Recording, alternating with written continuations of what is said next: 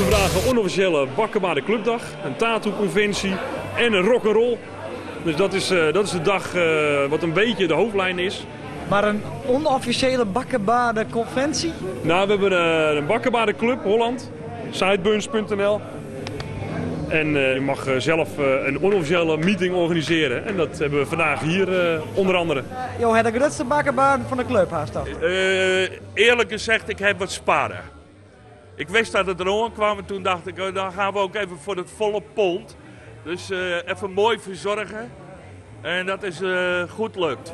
Waarom dacht je, ik wil lid van de Bakkenbaarden Club? Ik hou wel wat van wat onzin. Ik mag er niet bij. Ik wil wel, maar mag niet. Ja, het is ook een soort erezaak om een stel mooie bakkenbaarden te hebben. Maar wat doet het tatoeëren gebeuren erbij dan? De sideburners, dat zijn allemaal mannen die houden van een mooie levensstijl. Vaak toch wat tattoos, rock'n'roll erbij. Dus dat hebben we hier mooi gecombineerd.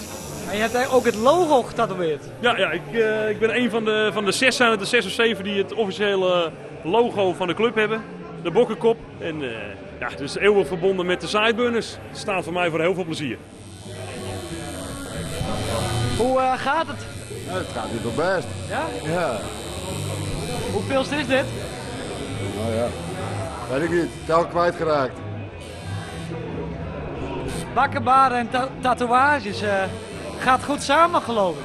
Ja, dat zie je wel om je heen. Hè. De meesten die hebben bakkenbaarden en tatoeages. Rock'n'roll muziek.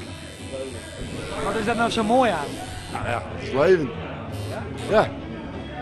Genieten van het leven. Maar joh, schilder ik maar vervaarlijk uit, want bakkenbaarden en tatoeages, wat heeft dat maar ook hoor? Je vindt het gevaarlijk? Ja, dat is veel te wat gevaarlijk. Ik heb over het algemeen net zo'n gevaarlijke tatoeages, maar voor mij is het toeval, het valt me wel op dat de bakkenbaardenman toch ook graag inkt in het lief hebben. Misschien zou een student sociologie daarop afstuderen kunnen. Dat zal wel wat wezen, denk ik. Nou, ik die figuur niet al je show gaat hij heel wat om muziek in. Nou, daarom. Het kan een mooi ding worden als dat wordt, natuurlijk.